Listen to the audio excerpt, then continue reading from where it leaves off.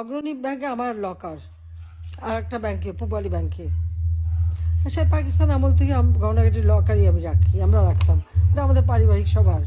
1981 সালে আমি যখন ফিরে আসি, জিয়াউর রহমান যখন বেঁচে ছিল আমাকে কিন্তু 32 নম্বরে ঢুকতে দেয়নি।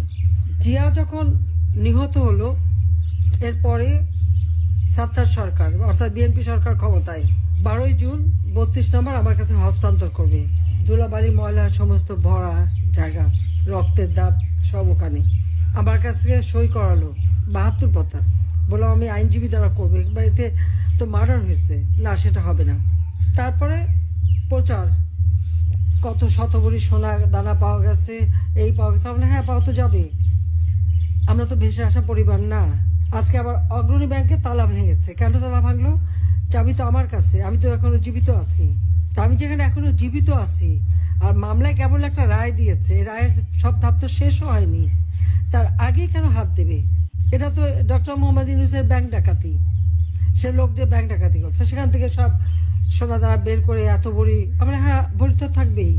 সেখানে আমার না দাদি, নানি, আমার মা, কামালের বিয়ে হয়েছে, কামালের বউয়ের গহনা, জামালের বউয়ের গহনা, এমনকি পুতুলের বিয়ের পরে তার কিছু গহনা সবই তো ওখানে রাখা ছিল। তা আমাদের তো ছিল গহনা, আমরা তো অস্বীকার করি না।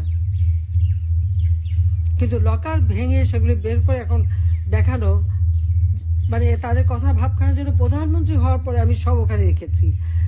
আমি চ্যালেঞ্জ দিচ্ছি যে প্রধানমন্ত্রী হওয়ার পরে কবে আমি অগ্রণী ব্যাংকে যে লকার খুলে এসেছি আর জিনিস রেখে এসেছি, সেই লগবুক বের করা হোক, দেখা হোক।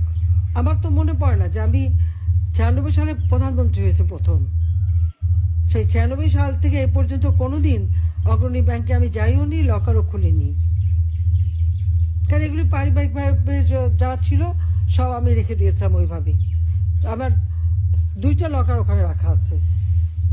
সেখানে যে জিনিসগুলি, এই যারা আমার বাবাকে হত্যার পর এই বাড়ির সমস্ত জিনিস তারা একটা ইনভেন্টরি লিস্ট তৈরি করে, ওই লিস্টে যেগুলি তারা ভ্যালুয়েবল জিনিস মনে করেছে সেগুলি সব সিল করে বাক্স আমাকে দিয়ে দিয়েছিল। তা আমি সে কোথায় যাবো? আমার বাড়ি নেই, ঘর নেই, তো কিচ্ছু নাই থাকার। আমি লকার ভাড়া নিই, সেই লকারে যে সব কিছু ওইভাবেই রেখে আসি।